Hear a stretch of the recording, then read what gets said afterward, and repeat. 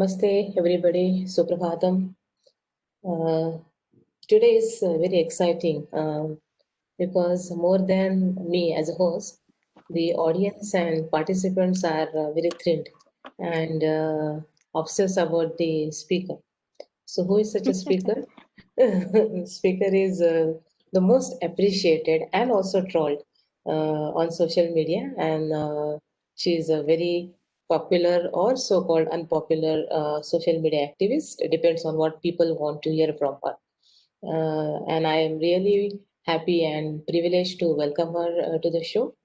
So, Shefali Vaidya, as everyone knows, she doesn't need an introduction, but as a format, she's an author, writer, orator, social media activist, as I said, and also there is another angle.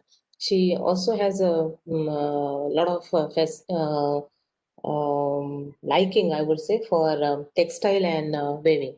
So all that will speak to her. She has a number of books published on social affairs that is in favor of the uh, positive or netizen side of India on Hinduism and love jihad and many such sensitive social issues, and also about Hindu temples. So all this is her favorite area, and I would say she's a brand ambassador or a cultural ambassador for in Bharatiya culture and rich heritage.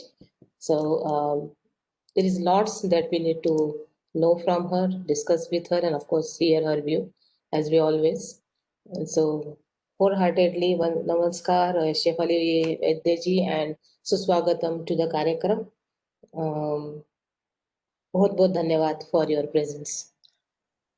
Thank you so much, Ketaki, for inviting me for this conversation, and I'm very happy to be here and very happy to see such a rapt audience.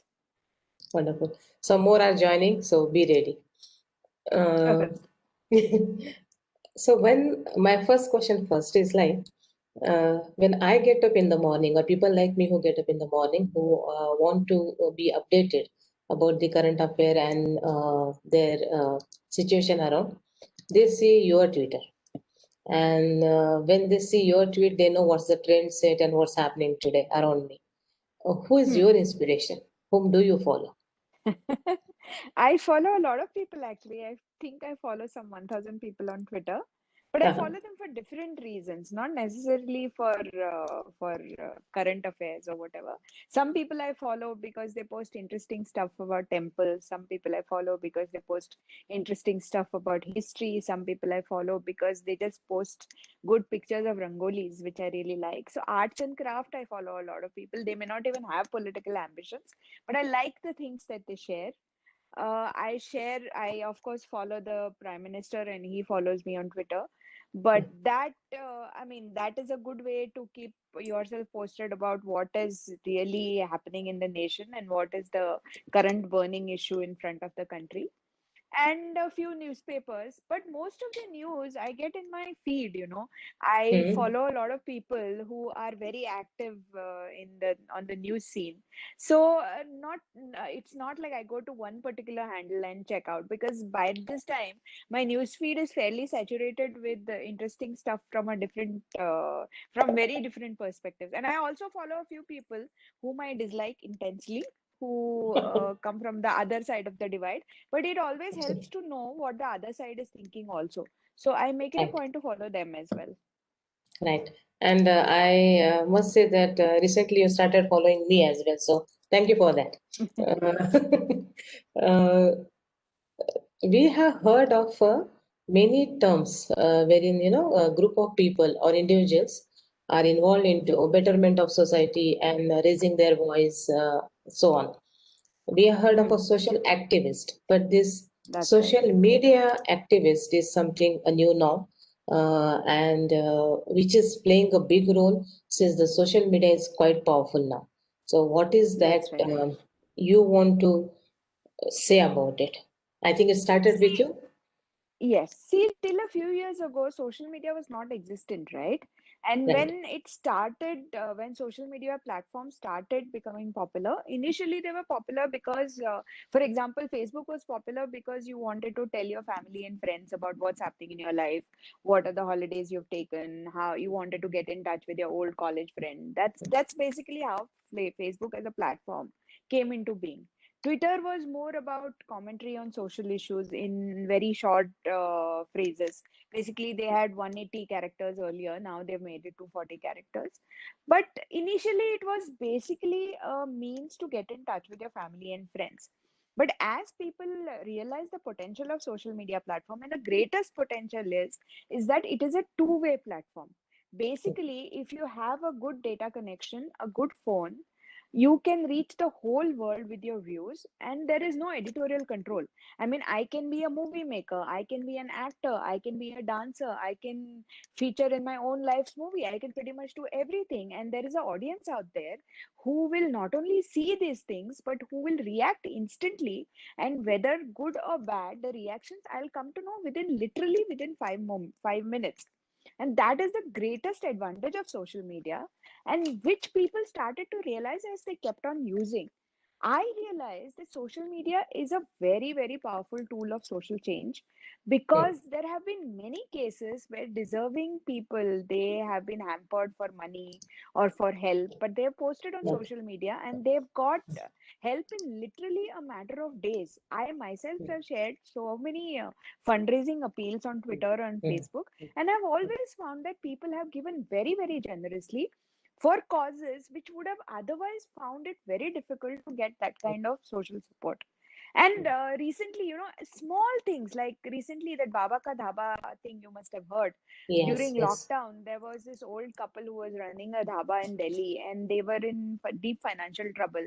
And somebody Right. posted their video where they were crying, and literally within 2 days, the dhaba turned into a profit-making venture because so many people queued Yes. up for it. Yes. And Hmm. similar things keep happening. You talk about social media is very useful in a lot of ways because it's interactive, because it's a very democratic medium, and Hmm. because it has democratized discourse.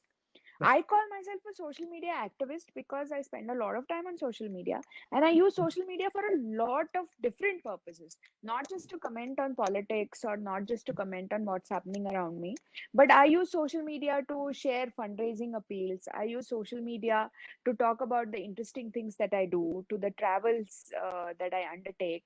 I write about temples that I visit. I write about the farming experiments I do at home, the kind of produce I grow.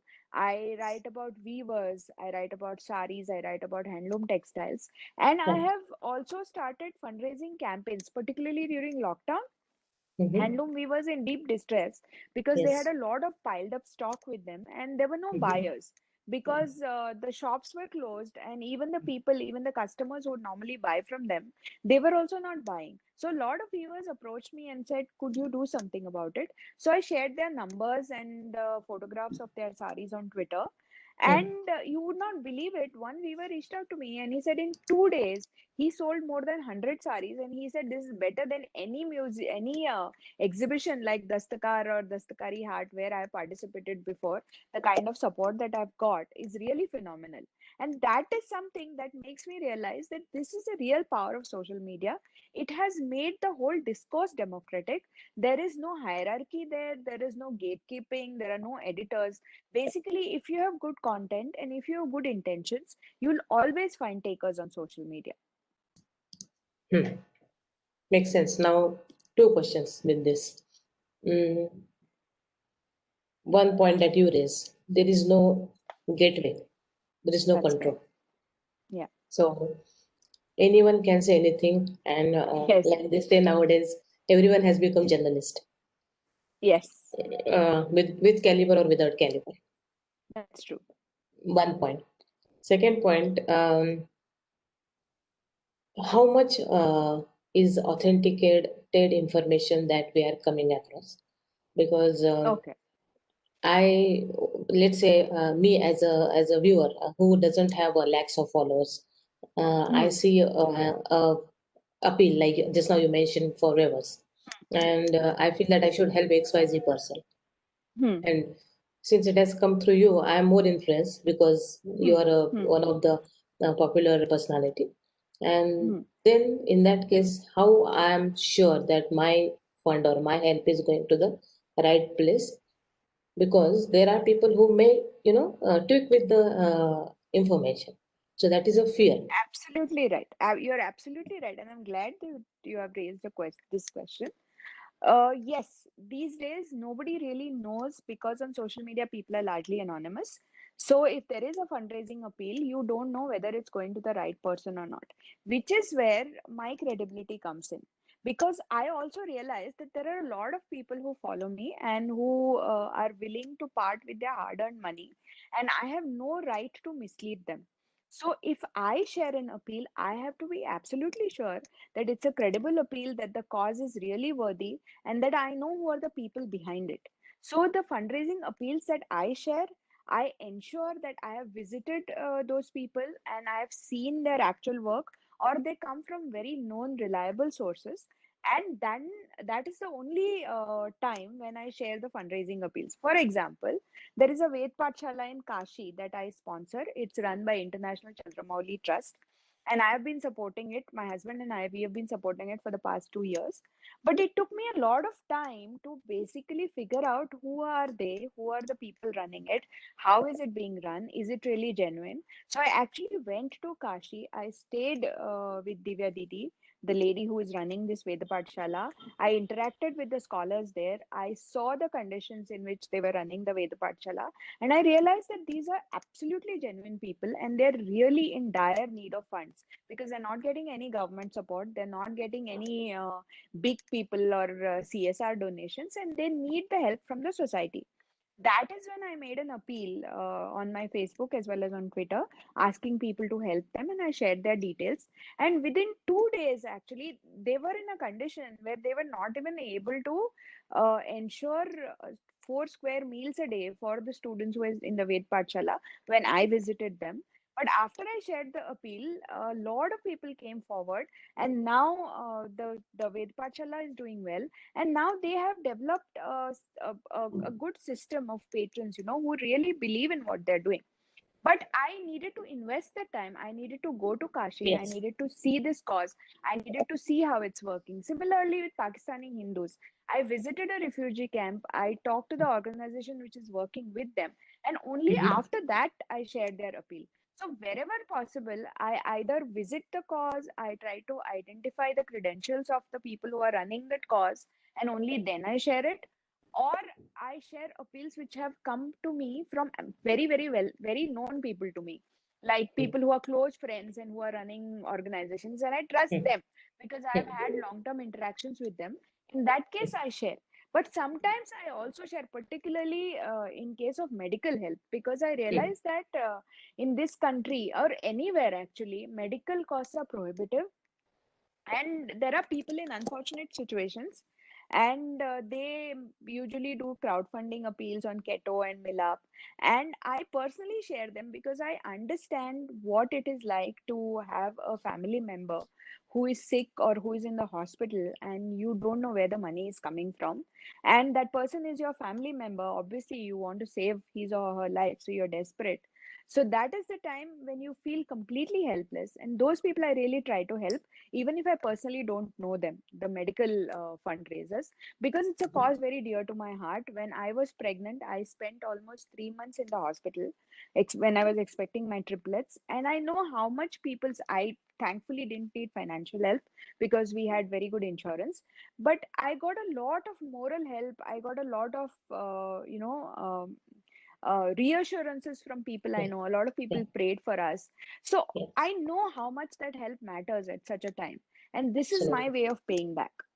Correct. And as you rightly said, and I want to make it a one sentence remark.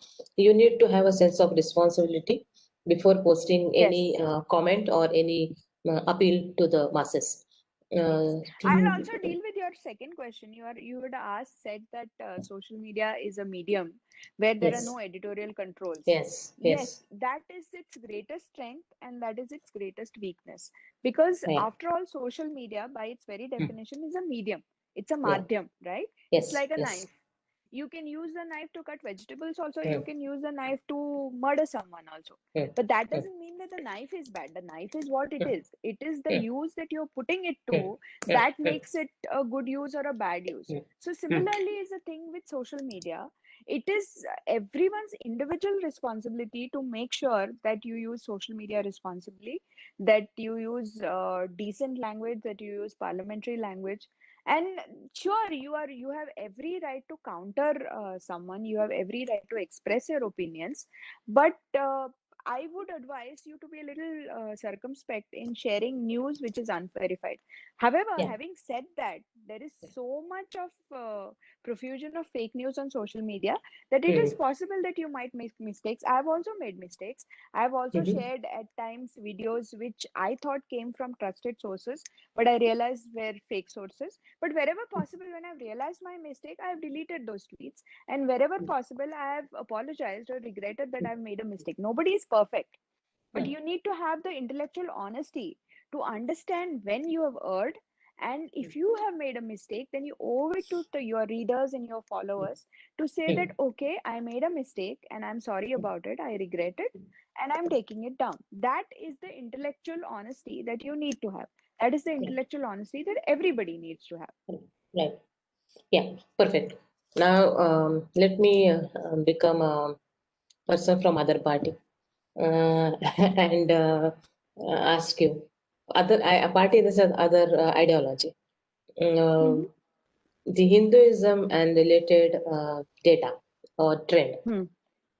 is known to everyone ideally because they are in Bharat. Hmm. Okay, and by birth we belong to this place, and generations we are here, and that's what is inculcated in our life and in our entire mind. Now, my question is, who are you to give me peace of mind or advice on what is right and what is wrong? It may be right for you, but not necessary for me. And but I must say, I mean, as I again say, I'm a devil's advocate, and Hmm. that's how I'm putting this question. Why would Miss Shefali Vaidya give me advice? First of all, my constitution gives me the right to freedom of expression. It gives me the right to freely express myself on any topic that I want to, as long as it is subject to public health and morality. So I have a perfect right to tell people to that this is what I think right. It is not in my power to ensure that you do it. For example, if I tell you that if you want to go to a temple, do not wear skimpy clothes, yes, that's advice, and I'm perfectly entitled to give this advice to you. But it is not up to me to make sure that it is strictly followed. So it's not an order, it's not a fatwa. What you are mistaking, and the kind of, I mean, what the other side, I know you're playing the devil's advocate here, but what the other side is basically saying that they are assuming whatever I'm saying on social media is some sort of fatwa. I'm sorry, I'm a Hindu. I don't issue fatwas. I may make suggestions. I may say that this is what I think is right. This is what people should do. But I cannot force anybody to say that this is what you do. For example, recently when Tanishq came out with that brain dead ad about so called interfaith marriages, I said I do not like this ad and I am not going to buy Tanishq jewelry hereafter. And I would advise everyone who follows me not to buy Tanishq jewelry ever after. This is my Mm, suggestion, but I'm not holding a gun to anybody's head and saying mm, that, if you buy Tanishq jewelry, bad things will happen to you. No, this is not what I do. I'm a Hindu. This is not my culture. But there are regions, there are faiths, there are doctrines where these kinds of fatwas are issued. My point is, most of these people who are asking me, who are you to tell me what to do something? Why do they mhm, never ask these other people who actually issue fatwas and mm. say that women belonging to a certain religion cannot wear skirts ever? Yes, Where yes, what's her name, Sania Mirza, she cannot play tennis wearing short skirts. mm, This is a legitimate fatwa issued against her. But why is nobody questioning that? mm, yeah. Um, Now, in the same connection, another point, um, from the generations of our parents and before that.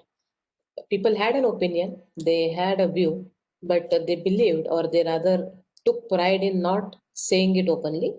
And they were under the belief that as long as my family, my children are progressing and they are going certain way and they are getting the required desires or whatever they are looking for, there is no reason for me to indulge into something that doesn't affect me directly. Hmm. Okay. So the example you gave me just now, wear certain kind of clothes while going to temple. Hmm. Now, if I'm going to temple and let's say somebody is wearing not so-called suitable costume for the temple, it doesn't affect me directly because Hmm. I am the one who I am. I am the believer. I am the one who what is right for me, and I'm going that way. So is that other person. So what right do I have to question or have an objection on that particular uh, stand? Now, with That with that is this, that that is for you to decide. Who am I to tell you what right do you have to comment against anyone or whatever? yeah. I have every democratic right to comment on everything. I have every democratic right to have an opinion on everything, and I have every democratic right to express that opinion. And social media has given me a platform. But Hmm, that does not mean that I'm going to stand outside the temple with a chabuk in my hand and hmm, tell everybody who is wearing skimpy clothes that you are hmm. not allowed to enter here because I say so. If I build a temple and if I am responsible for the management Yes, of that temple, if it is my temple, yes, then yes, yes, then I will issue yes, an advisory and I will say, yes. because I have every right to, that this is my temple and everybody who comes to pray in this temple, this is a temple that I have built, this is a temple that I manage. It's like whoever comes, I decide who comes in my home. You Yeah. cannot say tomorrow if I issue a dress code to people Hmm, coming to my home, I have every legal, moral, and democratic right to do so because that is my private space. Nobody can say that you cannot do that. But having said that, if I express my opinion saying that I think that if you should go to a place of worship, that you should not be going there in a bikini. That is my opinion. And that is what I think is right. Whether you agree with it or not, it's your problem. And whether I want to implement it or not, obviously I can't implement it. I am not going to implement it. But why should it stop me from expressing that view that I think, in my opinion, going to temple in a bikini is not the done thing to do? hmm. Also, adding to this, there are not such a patient and sensitive people who are ready to listen to your statement or your argument. They simply want to have a deaf ear and react. And Hmm. react in many ways. It could be social media, it could be physical, it could be moral, and anyways. And then that becomes a very sensitive situation because, as you say, my constitution has given me the right to say what I want to. There is a freedom of Yeah. speech. I am expressing my views on what I think is right for my nation, for my religion, for my people. But there are ideologies which are dominated and even sometimes mishandled because of Hmm. XYZ crowd is not in agreement with what you say. And that becomes a Yeah. dangerous situation. And that somewhere leads to the social, communal, and religious discrimination. So, isn't that very sensitive? So for past 70 years, the Hindus were not speaking up anyway. Did it Hmm, stop the social discrimination? Did it hmm, stop them from feeling disenfranchised? Did it hmm, stop them from being oppressed? hmm, You cannot have discourse that's only one way. It's hmm. only now that the Hindu side is becoming vocal. It is only now that the Hindu side has found a platform. It is only now that the Hindu side is becoming assertive and saying that, hello, enough is enough. You cannot teach me false history. For 70 years, they have been telling you that the Mughals are great. They gave you Yeah, biryani and they gave you Taj Mahal. They don't talk about yes, how Aurangzeb destroyed temples. They do not yes. talk about how 40,000 Hindu temples were destroyed. So Yeah. these were lies that have been taught to you systematically for 70 years. And Hmm. now we have a generation of young Indians who are saying that we know these are lies and we are not going to talk about it. So why is the responsibility of maintaining social peace, harmony, whatever, whatever, only on the back of the Hindus? You're asking me this question, would my expressing myself freely on social media, would it not lead to social or religious tension? Why is the onus only on me? what's his name? Akbaruddin Owaisi, Owaisi's brother. He makes a public speech in Hyderabad, which is attended by thousands of people, where he says, "Police ko hata ke dekho, in 5 minutes, all the Hindus will be destroyed." Did you question him? Did you ask him, "Is it? Are you responsible for social and communal harmony?" Why are you asking me? Why is this question only asked for Hindus who are vocal on social media or any media for that for that matter? Do you not have the right to have your own Hmm. opinion? Do you Hmm. not have the right to speak what you really want to speak? Yeah, perfect. Um, Also, somewhere people, not even people, the medias, when you have say some sort of statement or some sort of opinion which is not going in their way, they also go to an extent of suspending your account or deleting your followers, or That's right. also deleting your responses and so on. What is this, and who should regularize this action? Because this is something really unfair, is what I want to say. You're absolutely right, actually. When social media came on the horizon, it became hugely popular because it was a medium that was relatively free compared to the traditional media, and it did Yeah, not have any editorial controls. It did not have yeah, any gatekeepers. It did not have any people who would suppress your opinion. At least that was the yeah, platform that social media was based on, and that was the reason why social media became hugely popular. But now what is happening is many of the social media platform companies, they are becoming a monopoly in information yes. dissemination, and they Mhm. have the right to control how many people your opinion reaches. They have the right to decide whether what you say is going to reach its audience or not. And I have been a victim of it. There has been a complete anti Hindu bias in both Twitter as well as Facebook, and we all know that. I have had my Facebook profile blocked for several days. I have had my Twitter reach curtailed. I have been shadow banned. I have been a victim of all of this. So, yes, this is a big concern. And I do think the government owes it to its citizens to ensure that all the social platforms are truly free and they let people say what they want to say, subject to the laws of the land.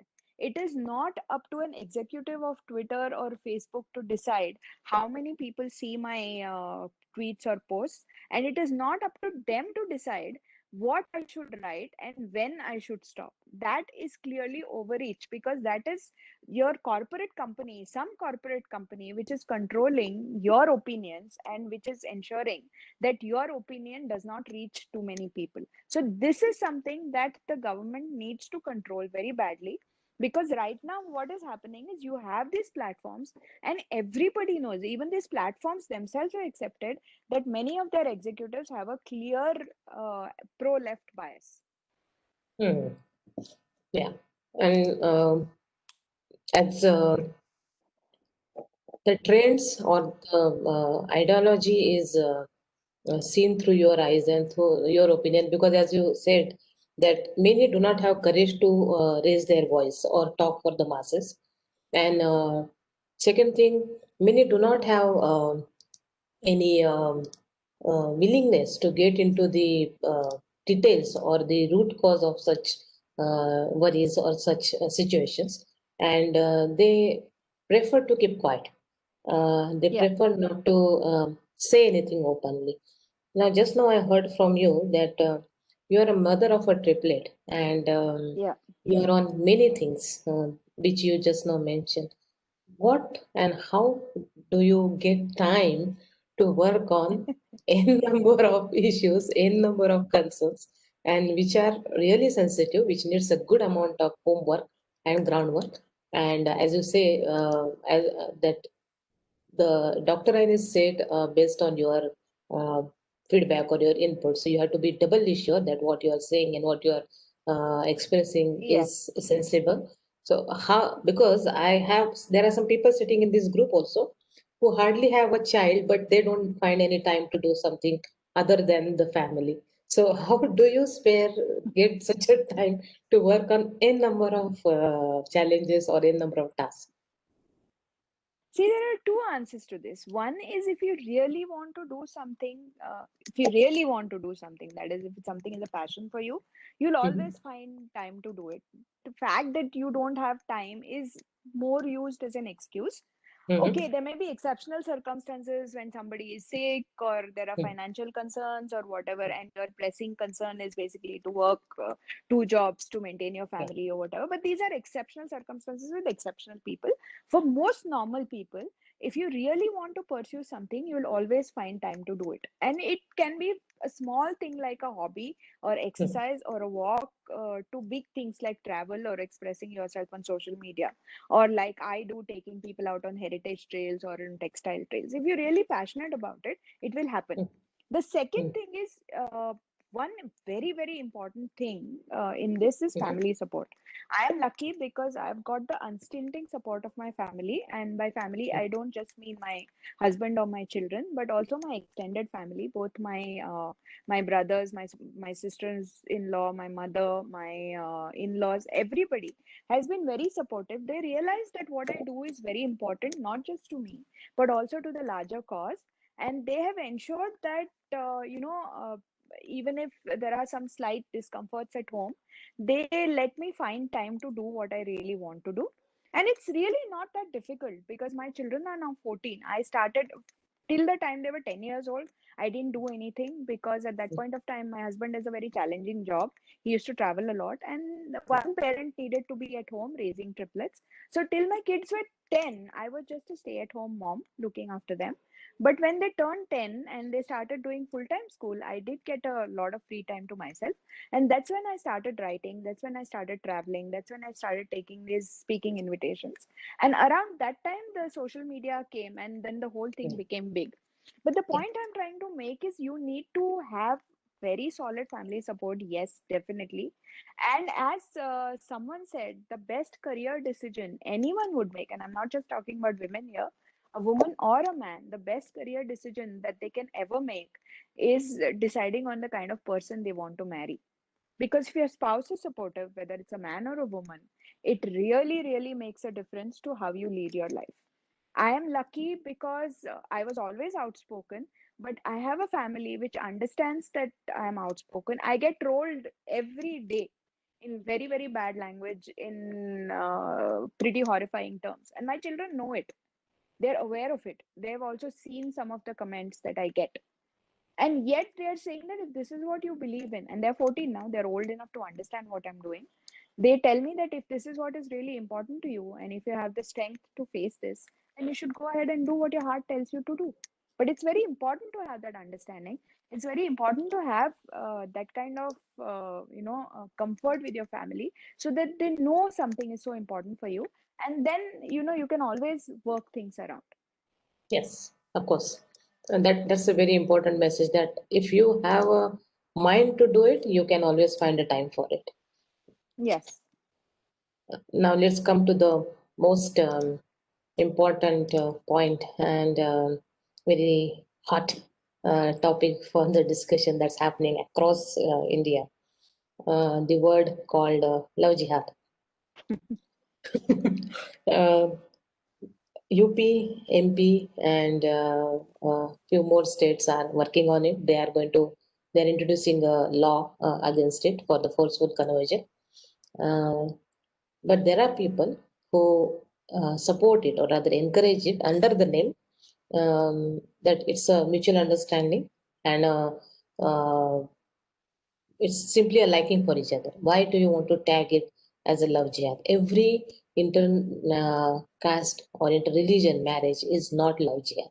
So why do you want to make a hype out of it? And why do you want to make such a big noise about it and make a law for it? So Shefali style response. A very good question, actually. Now, here you have to understand that love jihad is a word that is coined in proper lexicon. The law, as it is planned in UP, and there are already laws like this in many states like Himachal Pradesh and even Uttarakhand, but they talk about the law against forceful conversions or deceitful conversions for marriage. It is not against a particular religion. It is not against saying that only Muslims converting Hindu girls for marriage, this law is applicable to them. It is not. The proposed law is applicable to anybody who forges their identity to seduce another person into a deceitful marriage, and who wants them to convert to their religion because of marriage. This is one case. Secondly, I firmly believe that every adult, every thinking adult, has the right to choose his or her own life partner. I myself have married, I am a Goan, I have married a man from Tamil Nadu.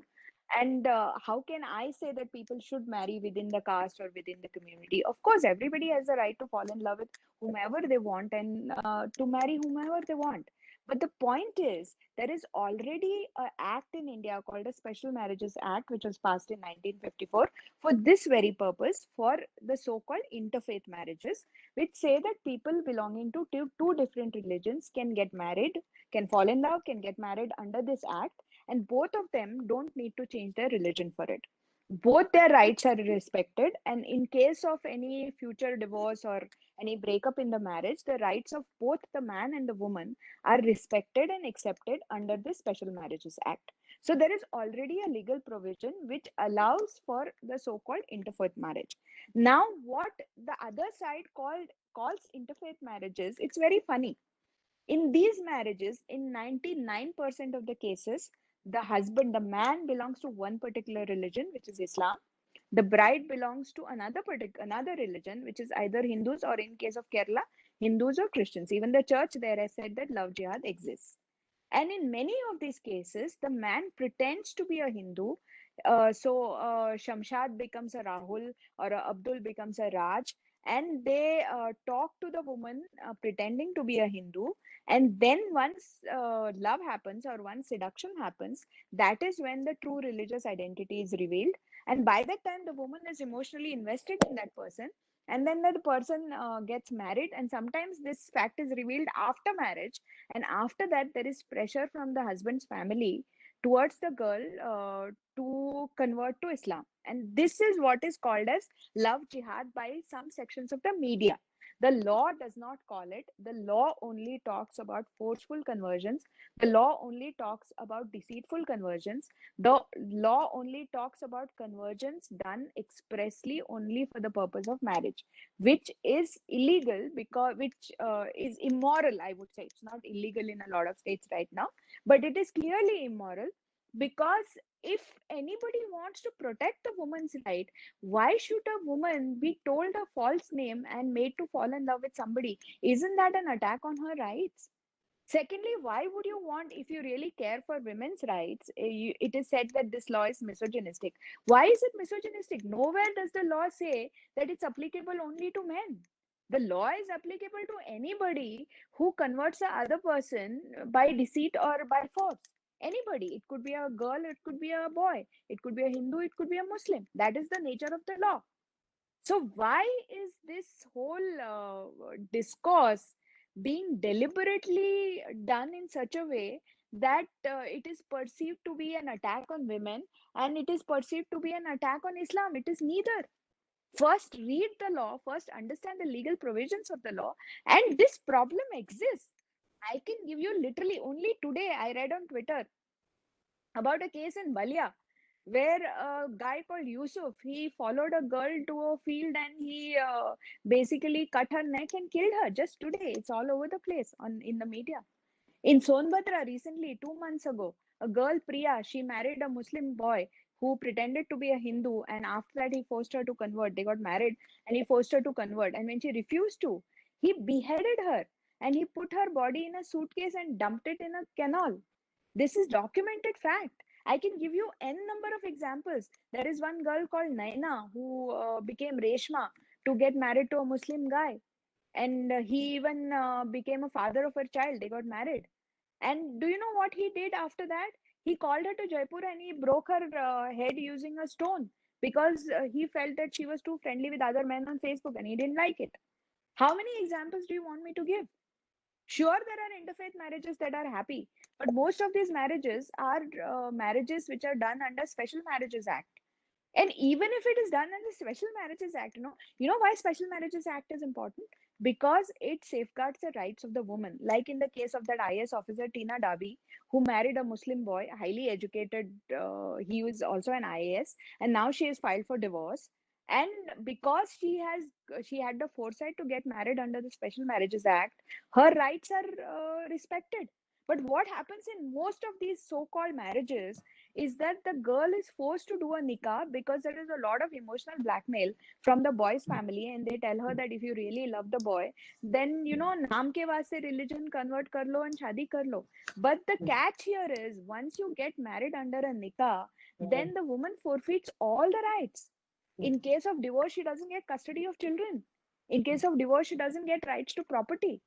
But who is going to tell the woman all this? Mm. This law is precisely for these cases.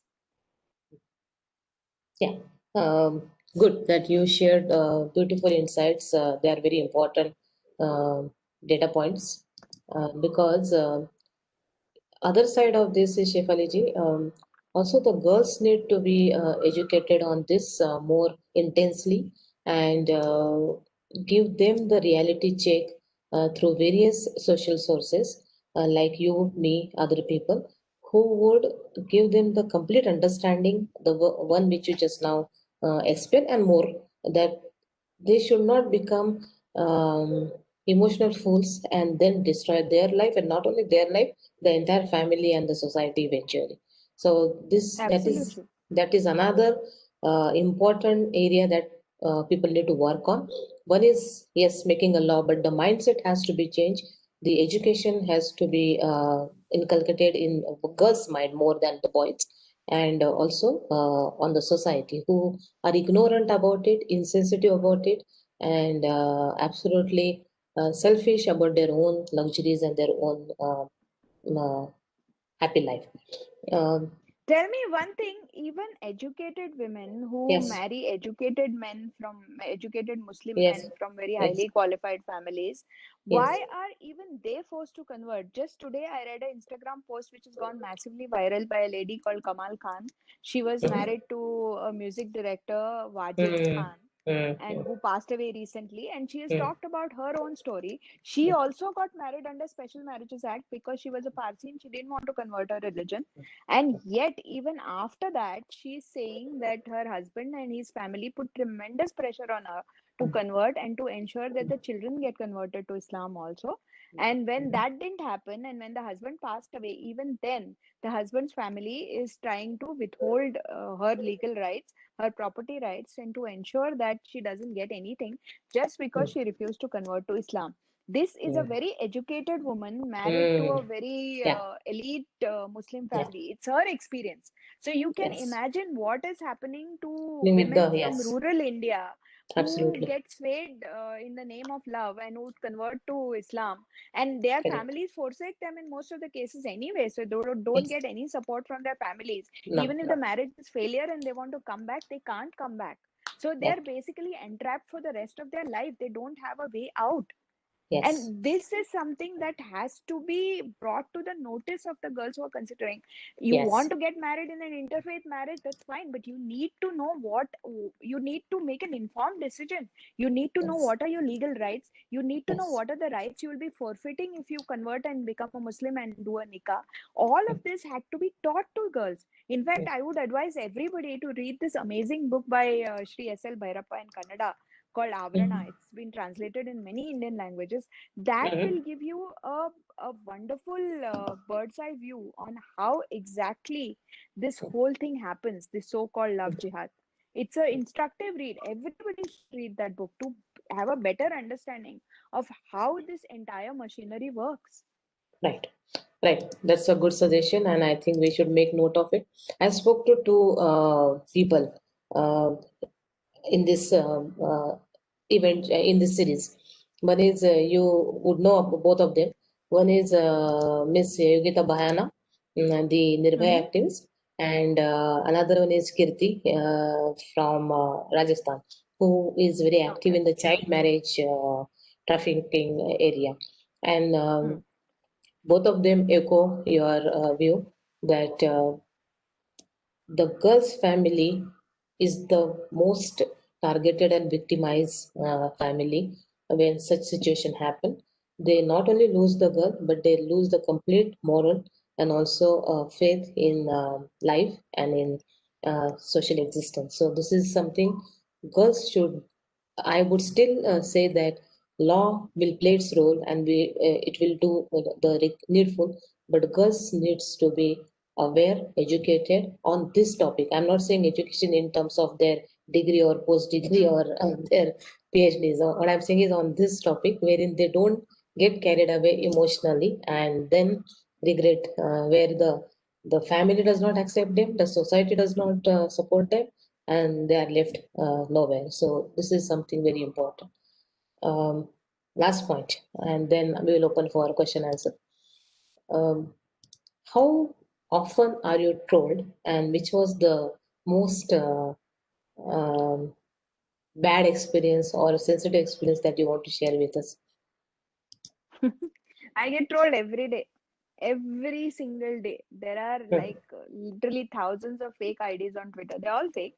They all Yes, are people with lots of numbers behind their name and yes, no yes, pictures. And yes. their job is to come on my profile and call me Nagin or do hiss or Hmm. something like that. But this is ridiculous trolling that doesn't even bother me. I just laugh it off. Yeah. But what really bothered me, I mean, Hmm. this kind of trolling I have suffered enough, but the kind of love and affection I've received, it's probably like 1,000 times more. So trolling doesn't really bother me. It's irrelevant. It's a reflection on the people who are trolling me, not a reflection in me. But what really bothered me was the first time I was trolled. I remember this very clearly. This was before the 2014 elections. Narendra Modi was just declared as the prime ministerial candidate, and I was talking on my Facebook profile about him, and I was saying that I think he would be a damn good prime minister. He has got administrative experience. He's the chief minister of Chief Gujarat for Minister. three Yeah. terms and all of that. And my Facebook wall at that point of time, this was in 2013 or 2012, I don't remember. It wasn't even open to public. It was open only to my friends and their friends, only that much. So I was talking to my friends and people were arguing for whatever reason. Then suddenly this guy comes. He is actually a friend's friend. He's some 75-year-old man. And he comes and without knowing, without any conversation that I have ever had, he makes a comment saying that if you like Modi so much, why don't you go sleep with him? And I was completely taken aback because at Hmm. that point of time, I was not so used to trolling and I Hmm. was not Hmm. so used to anybody Hmm. using this kind of horrible, Language. Yeah. abusive language towards me. Yes, So yes. that really shocked me. And that day I was really upset. So I shut my laptop and I was wondering whether I should continue to write or not. And I was really, really upset that whole day. That evening, when my husband came home from work, he saw from my face that something is wrong. And he asked me what happened. So then I opened my laptop and I showed him the comment. And I said, I'm really upset about this. I don't know Hmm. what I should do. Should I continue to write? Should I stop? What should I do? At that point of time, I didn't even have any followers. As I said, my Facebook wall was not even open for other people. So he said that it is your decision. You need to take that decision. I'm not going to tell you anything, whether to write or whether to stop. But I'll tell you only one thing. If you stop, they win. These five words changed my life because Hmm. basically what he said was the whole purpose of this trolling, the whole Yes. purpose of this abusive language, the whole purpose of the threats that people keep throwing at me is to ensure that I don't speak up. Yeah. If I We don't should. speak up, then they win. So Yeah. I have to speak up because I Hmm. owe it not just to myself, I owe Hmm. it to the truth. I speak up only on things that I truly believe in. I do Hmm. not speak, I'm not a mercenary. I do not speak for issues that I don't believe in. I believe in certain values, I believe in an ideology, I believe in certain things which are very dear to me, and I speak about them. And that is something that my father has taught me. My father was a freedom fighter who spent Yeah. almost 10 years of his life fighting for Goa's freedom. And he Hmm. always said that the only way to change things is to Hmm. basically take a shovel and get into the muck and clean it.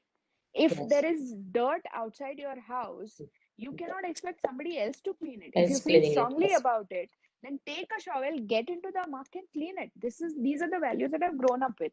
So I'm not easily intimidated. I'm not easily cowed down. I'm not easily scared.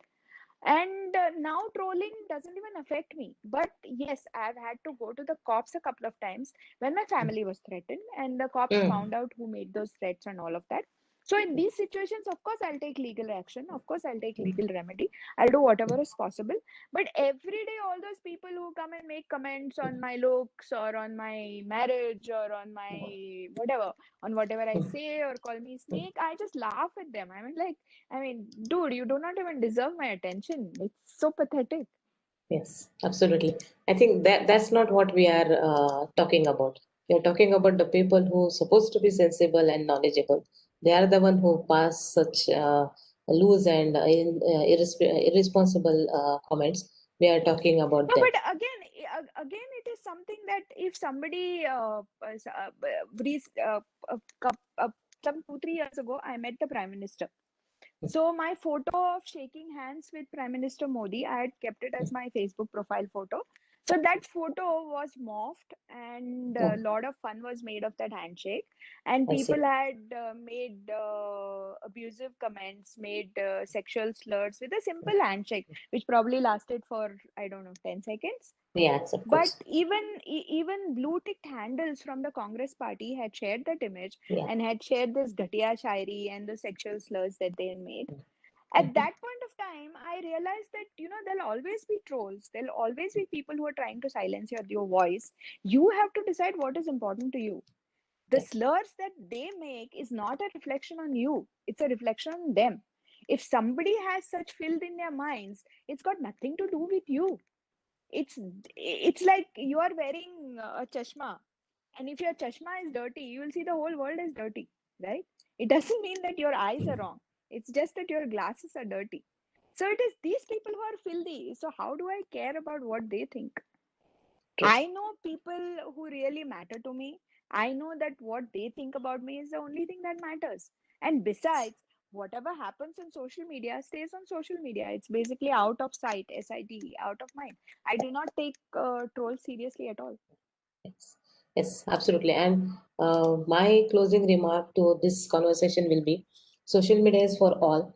There are always both extremes available, and who wins is the one who has a uh, proof, data, and uh, sensible point or statement to make, and which is for the betterment of the masses. So you are doing your bit, and you are doing it for long now, and you are doing a wonderful job. And there is no political background, there is no so-called popular celebrity background, but with your work, with your sensitive side, and with your uh, just mind to help people, a mind to raise the common issues, the social issues, has given you wonderful position and place in people's heart, which is very important. So that's what is my observation and my remark is. So thank you so much for your time and such a wonderful and expressive discussion we had. कर्मण्ये वादेकारस्ते मा फलेषु कदाचन. And that's what you are doing. Like keep going, keep marching without worrying about the outcome, but sincere efforts and in the right direction. Dhanyawad. Thank you. Thank you so much, Ketaki, for calling me. I really enjoyed this interaction. Thanks so much. And Thank thanks you. so much Take for care. everyone who spent your valuable time listening.